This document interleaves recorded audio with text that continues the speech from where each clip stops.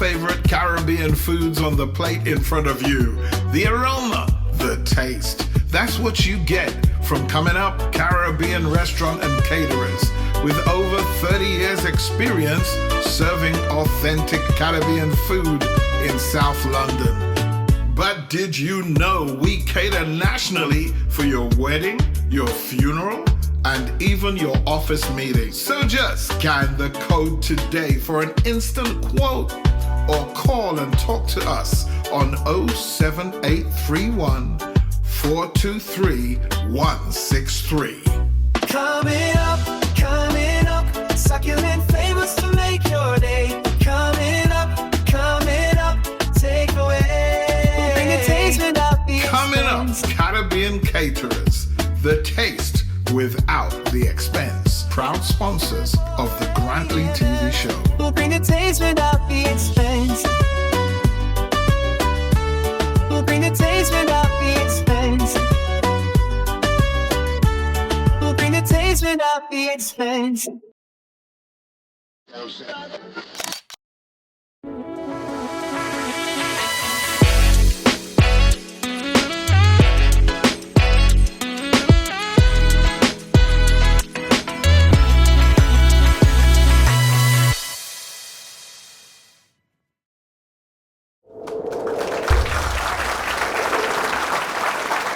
Hello there, welcome to another edition of the Grantley Show here on G-Tracks TV. My name's Grantley. It's good to have your company today. I'm excited because my guest is a special lady indeed. She's achieved so much over her years of assisting the gospel music industry. Before I get into that though, most people would have heard of the terminology Hall of Fame. And over the years, there've been so many different Hall of Fames. You've even got the NFL Hall of Fame. You've got the Football Hall of Fame here in the UK. And it's one of those things where the organisers are put together to recognise and to, just give some credence to certain individuals who have done well in their field. Throughout history, individuals have left an indelible mark on their respective fields, shaping cultures and industry, society in profound ways. My guest on the programme is known as the Gospel Radio Queen. She's a celebrated figure in gospel radio, television and the film industry with a remarkable career spanning over 30 years. Her passion, her dedication to preserve gospel music and its history has earned her national and international acclaim. Please put your hands together and welcome with me the one and only Dr. Monica R. Butler. Good day to you, Sister Monica. How are you? Absolutely. I was just enjoying that commercial with your sponsor saying, "Where's the food coming up?" I'm like, I'm ready. Yes, they're very good at what they do. Listen, I am so pleased to have you on the show today. It is an absolute joy and a pleasure to see you again, because it was only just last year you were here in the UK, spreading joy, happiness to a lot of people. We will get into that a little bit later on. But Dr. Monica, thank you so much for being my guest on the show today. I am honoured by your presence today. It's an honor to be here, and it's always an honor to talk about gospel music, meaning good news. So we're here to share the good news of God. We're sharing good news. Well done. So listen, you've been involved in the gospel music industry for over 30 years. You're like myself, you're a radio announcer. You guys say announcers, we say presenters. And you've been involved in gospel music for a lot of years. Tell us the reason why you started the Gospel Music Hall of Fame. What was the aim of that? How much time do we have? I actually believe my mother sang with the O'Neill twins, Edgar and Eddie O'Neill, with the Interfaith Choir in St.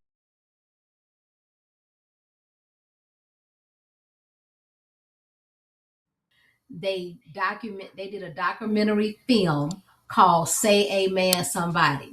And that was back in 1982, and I was probably about 14, 15 years old. But I believe that I was excited about the cameras, the lights, and just all that they were doing to document this history. And so once I started growing up, I got off into mass communication and media production. And so now I'm a television and film producer. I own my own production studios, and I am a licensed lifetime FCC radio announcer as well. So with that being said, when I started looking around at my travels, they do have a rock and roll hall of fame. They have a jazz museum. They have, like you said before, the NFL hall of fame. And I know when it comes to music, that gospel is the influence of every genre of music that exists. So for me, where is the gospel museum or hall of fame? And so some people over the years have done different Hall of Fames, on their wall or at their establishment, but nothing on a large scale where it was recognized. So it was important for me to build infrastructure to this so that people could come and travel and be able to come and touch, see, and feel these artifacts. So, of course, I've been working with Dr. Carol Crawford Danner with the International Music Summit. And for us to expand to the UK, it just made sense. The last time, I think I've been with Carol now for 7 years with this International Music Summit. And I can remember when I first came to London, she had some historians and curators that were on the panel, and they were talking about the history of gospel music. And I was thinking to myself, like, how they know? Because it was my first time in the UK. And so after I started the Gospel Music Hall of Fame in the States, in the United States, I just thought it would be befitting to have something and recognize those who have labored in gospel for years in the. So that started everything. I just started as a child, and then God dropped it into my spirit and my heart that this is something that I would, need to do to help preserve the history of gospel music. Absolutely, absolutely. Being like yourself, being involved in gospel music over the years. I mean, I got involved in gospel music in the late 90s, very late 90s. Came to my first ever gospel music workshop of America, 2003, I think it was, and saw the whole gambit of how artists come together, how producers come together, how songwriters come together. And it is a vast industry which really does need to be capsulated. And that's exactly what you're doing here. You're recognizing all of these individual, different areas within the industry and giving props to them. Yes, you're right. Absolutely. There's It's yeah, not carry on. just it's not just because I sing gospel music. It's also because I've labored and I work behind the scenes as a publicist. I labored and I was the stage manager. I labored and I was the road manager with one of the artists. And I labored and I preached in the pulpit for so many years. So I try not to keep it in a box of just music because we're all of those elements were helping to spread the gospel, which is the good news. So if you do anything, it could be you got a gospel newsletter that goes out. And I've been doing this for so many years. I truly believe that those persons should be recognized. Absolutely. Now, what year was it when you started the Gospel Music Hall of Fame, and what was the first set of people that got their recognition? I believe it was about 4 years ago, maybe even five now. And the people who got the first recognition was Dr. Maribeth Gentry, who is now the president over the National Choirs and Courses Convention, which was under the umbrella of Dr. Thomas A. Dorsey, who sang the song Precious Lord, Take My Hand. he penned that particular song. So he was also a part of that documentary film, Say Man Somebody, telling about the history of gospel. So Mary Beth Gentry, carrying the mantle now as the president of the convention, the National Gospel Choirs and Choruses, to me was one of the, she deserved it. Okay, and I know how long she been laboring in this field because she's also from St. Louis, Missouri. So I felt like I needed to recognize her along with some other notables. When we first started, it was 5 inductees. And then the next time we did an induction ceremony, we had about 70. And then this past year, we had 105 inductees. And this is also included posthumously. You know, they have passed away. But the thing that was more exciting to me this year was coming to the UK and being established there and recognizing those who have labored for all these years. And I was proud to recognize 24 inductees in the UK and to hear their stories. Yeah. And it was just amazing. I came to the Saturday evening event where people were inducted into the Hall of Fame, and as you can see on screen, I managed to grab a picture with you. The lady that's in the middle alongside you is a fantastic instrumentalist, and I sat beside her, and we spoke for a good length of time. So I managed to get that shot with yourself, Doctor.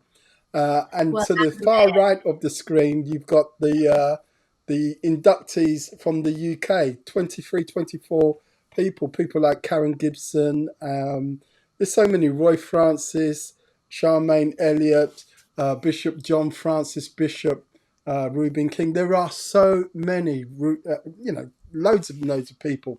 And it was a joy to be there to help celebrate with my brothers and sisters in the UK. And it was great to meet people like Benita Bellamy, who I've known forever. I have known Benita Bellamy since her days when she worked with EMI Gospel. And Okay. over the years, she has helped me to, do various things from her side of the pond, helping me on my side as well. So yeah, it You was know, great that you came over to honor so there's many a great show, people. there's a show that is called Scandal that used to, be very popular on TV. Yeah, And I call Dr. Benita Bellamy, our gospel Olivia Pope, because it's not, she could take on anything and anybody, but she loves her gospel and she will take that to her grave. So I love her, love her, love me her. too. But like I said, I've nicknamed her the Olivia Pope of gospel. Yeah, she is got such a great person. And I am so pleased that she was part of the contingency that came across from America. Going back to Absolutely. that photo, um, there are so many people on that honored board that are more than deserving. What makes, who decides?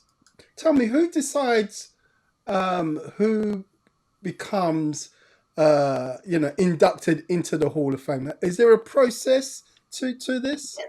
Yes, you have to have a form filled out, or like with Dr. Carroll, most of the people we've discussed over our board meetings because we have a board that's there in the UK, and they bring these people to the table. We look at their resumes, their background, and how many years they have labored in the industry, and that's how we make the decision with our nomination committee board.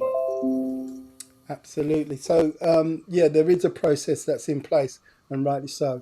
Um, so what are the plans going forward for the Gospel Music Hall of Fame? Where are you going to go with this next, and what are you currently excited about?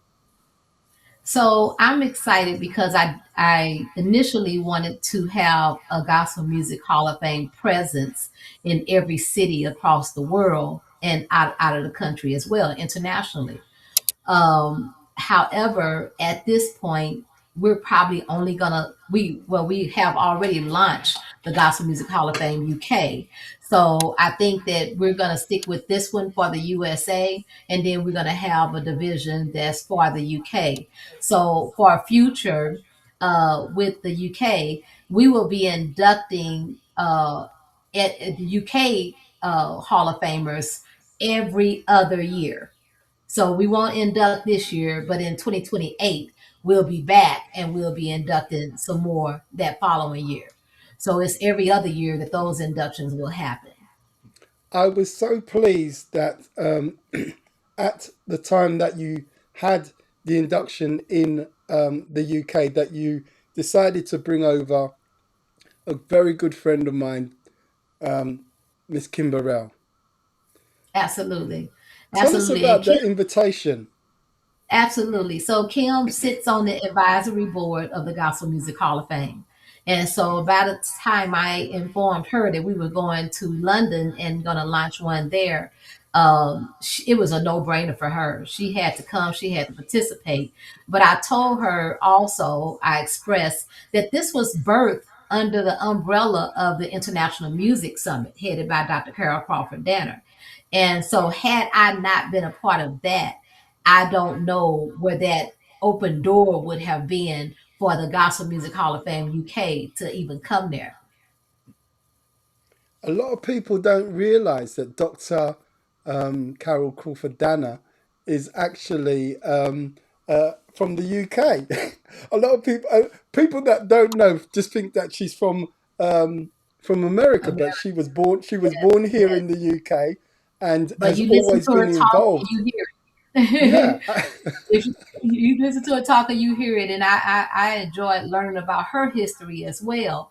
You know, when I was there, I got on the train and I went through is it Tootingham or Tate? I forgot the area. It started with a T. I think Carol was from that area. Tottenham. Uh-huh, uh-huh. So I enjoy just learning about her history and also the history of others in the area who was deeply into gospel music. Yeah, and just looking at that poster once again, there are some Yes, really great people from the UK that were inducted. I mean, Roy Francis, the brother of Bishop John Francis. I mean, both of those brothers have achieved so much. As for that top line, you've got Karen Gibson. Karen Gibson and her choir were the ones that sang at Harry and Meghan's wedding and that's have one. achieved so much even before then. But yeah, there are so many people.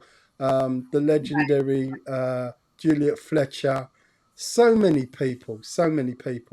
And I And was told that everybody on that list was well deserving and that you yeah, all have more to induct into the Hall of Fame for the future. absolutely. Bishop Delroy from New Testament Church of God is on the board as well. So many people, so many people. Absolutely, absolutely. I'm And excited you about mentioned what the the young lady future holds inside for of you the guys. you mentioned the young lady inside of the picture in the middle, the awesome saxophonist. Well, I had a conversation with her as well. And what I enjoy most is to feel people's hunger for gospel music. And her heart was so receiving and open. Yeah, Uh, I don't even think she could have hit a bad note as far as I was concerned because it was so pure and innocent of her delivery. So I definitely appreciated talking to her and glad that I got a chance to meet her in London, but I know the people that were inducted not only deserved the induction, but was also able to tell us about others that deserve it. And I'm looking forward to 2028. me too, me too. And just going back to that young lady, I sat beside her. She made room for me, skirted over, and we had a good chat. And it just made me think, that there are people like her that go out of her way. She was on the roster to, minister and entertain us. And she paid her way. She stayed at a hotel. She jumped on a plane. She came across just to do that and to be a part. And I think that's fantastic that there are people out there that will go out of their way, put their hands in their pocket, and support another person's vision. I just think that is marvelous. It is marvelous, and I call it fearless faith. You trust God and you just keep moving, knowing that He will direct your path. Absolutely. It's been a joy talking to you. If people want to get hold of you and if they've got questions and they want to ask more questions and how they can get you over to speak at conferences and stuff like that, I'm going to give you the opportunity to do that in just a little while. But before I do that, I wanted to get your take on the current situation of the gospel industry in terms of distribution and streaming music and things of that nature. Because we speak to, both you and I, we speak to artists probably every day, right, Doctor? We speak to Yes. artists every day. And, we can't help but, you know, ask them questions. How's it going for you? When's your new song coming out? When are you going to get the song into my playlist so that I can play it on the radio for you? But one of the things that fascinates me is that ever since this streaming idea came about, a lot of artists have portrayed to me that they're not making the kind of money that they used to make when we had physical CDs and vinyl albums to sell. What is your take on all of this? Well, I think that times will change. It's just like we didn't used to have a microwave, but every household in America and out of the country has a microwave. Or You an air know, fryer? or air fryer, exactly. And back in the day, people wouldn't use it. It's happening too fast. I don't want to touch that, but now it's like the norm. And I think we're just going through that transition of normalizing where we are. And so with that being said, I know that gospel music is not dead. I know that we're at a point, a turning point that even makes things better. So I don't feel like we're losing anything. I do hear artists, I hear their complaints, but sometimes you have to do a new thing in Christ in order to go down the next road. And so it's never where what they're saying is discouraging. To me, it's like, are you trusting God?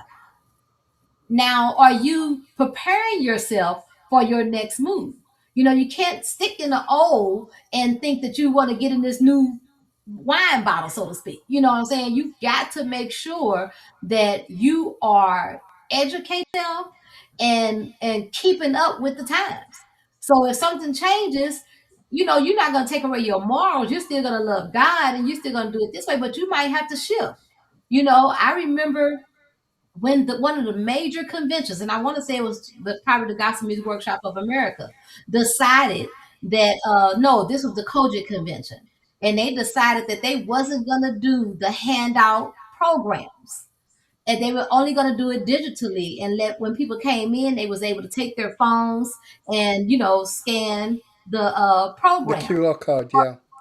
QR code. So with that being said, that disturbed a lot of elderly people because they not used to that.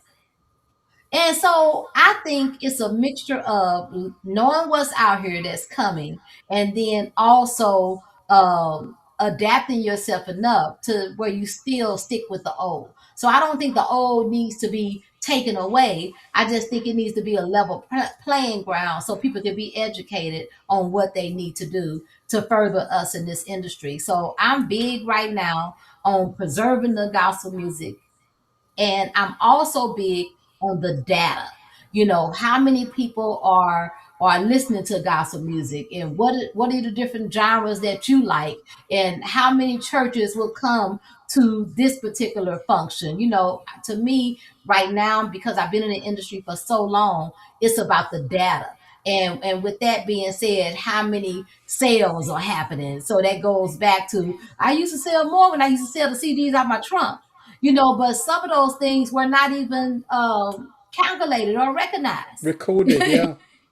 Yeah, so you have to do it this way so you can stay in accountability. So if somebody look you up, they'll be able to find you. Absolutely. Data is important. It's all about the data. I mean, data is so important nowadays, Doctor, that Absolutely. people are stealing data. That's how important it really is. So I totally agree with you there. I also agree with you on the fact that, some of the old ways need to remain, and there needs to be a balance between the old and the new. I agree with you. A lot of people watching this can relate to those days of the CD, the vinyl, and the cassette tape even, and the amount of sales that they used to receive whenever they did a live performance and they had their merchandise table out in the foyer. Yes, things weren't recorded, but people were making enough money to get back into the studio. Maybe there needs to be other, alternatives to streaming, so that the artist gets a fair share of what it is they're supposed to get when they've completed mastering and mixing and they put the product out there. They can recoup the cost of what it took to put that product out. I'm sure Well, there's platforms that's out there. also with what you're saying. I believe that you have to join in with people that know the industry. So Yes. that is where Kim Burrell is doing mentoring services and helping people, and that's when Benita Bellamy Kelly comes into play. And I'm not just trying to focus on them, but there are people out here that you need to Oh get yeah. with that are seasoned in the industry that will guide and direct you and help you understand the balance that needs to happen.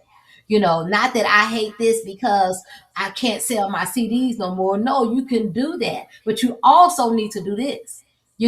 I'm not on the radio, but I could start a podcast and or I could do my own thing these days. So now this is the opportunity to me where you should make the most money.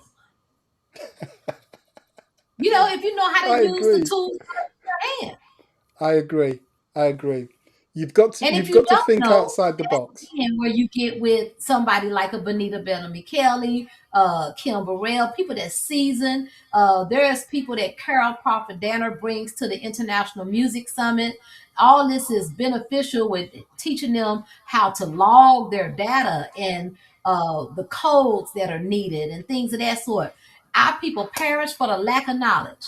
And if you don't, educate yourself on the next level, then you'll just continually just sing right there in your little church home and be happy. Yeah, and that's not the way God would have it for us. He said that we should get out there into the highways and byways and touch every person with the gifts that He's given you. I am Absolutely. so pleased that you've shared with us today.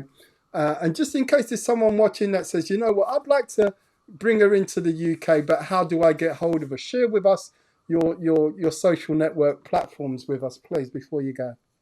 Absolutely. And you can go to Google and Google Monica R. Butler, Gospel Music Hall of Fame, or Dr. Monica R. Butler. But our website is gospel.com. And I'm on all social media platforms under Gospel Music Hall of Fame, with Instagram, Twitter, and things of that sort. And if you can't find it, you definitely could hit me up, Dr. Monica R. Butler, on your social media platforms. I'm there as well. Again, honored to have this interview with you. I love sharing the good news of the gospel.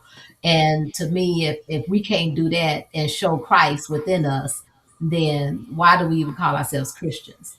So Absolutely. I I'm agree. not doing this for my fame. I'm doing this to help preserve the history of gospel music across the world.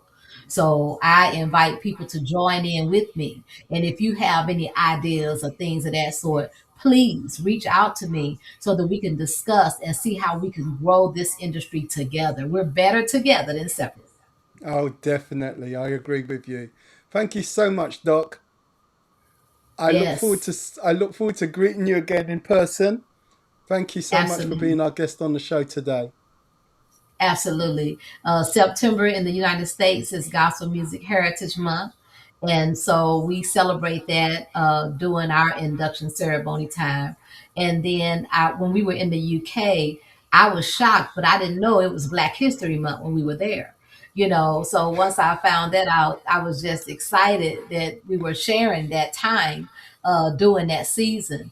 So I'm looking forward to coming back to the UK. I'm Oh, I looking can't forward wait and to meet see you. more people, and if people could even come through you, Grantley, and really say, here's my history. How can I be inducted into the Hall of Fame? You got a direct connection with Dr. Carol Crawford Danner and myself, who Carol is the president over the Gospel Music Hall of Fame UK. And I'm the founder of the one in the UK and in the one in the United States. So our collaboration is good together, It but certainly is. we never say that we know everything. So if anybody wants to come on board and help out and have some things that they're, want to present, talk to us so that we can go ahead and make sure that the unification is in place. Most definitely. Listen, I'm here and I'm willing to do all that I can. Nothing's changed for me. This is what I do every single day anyway. But yeah, for now, thank you so much for being our guest. God bless you. So, the guest on today's show, the one and only Dr. Monica R. Butler, who is the founder and visionary of the Gospel Music Hall of Fame. Thank you for watching today's show. I've really enjoyed today's interview, and we have so many to get through this year. Do spread the word about G-Tracks TV, the online channel, and tell all your friends about this show as well. For now, I'll catch up with you on the next one. Thanks for keeping us company today. Take care now.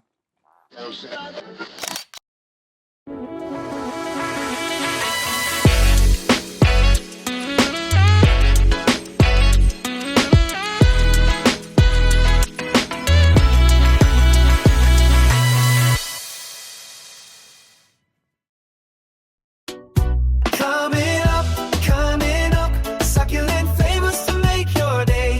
Coming up, take away. We'll bring the taste without the expense. Imagine all your favorite Caribbean foods on the plate in front of you. The aroma, the taste. That's what you get from Coming Up Caribbean Restaurant and Caterers. With over 30 years experience serving authentic Caribbean food in South London. But did you know we cater nationally for your wedding, your funeral, and even your office meeting? So just scan the code today for an instant quote or call and talk to us on 07831 423 163. Coming up, succulent flavors to make your day. Coming up, take away. We'll bring the taste without the Coming up, expense. Caribbean Caterers, the taste without the expense. Proud sponsors of the Grantley TV show. We'll bring the taste without the expense. We'll bring the taste without the expense. We'll bring the taste without the expense.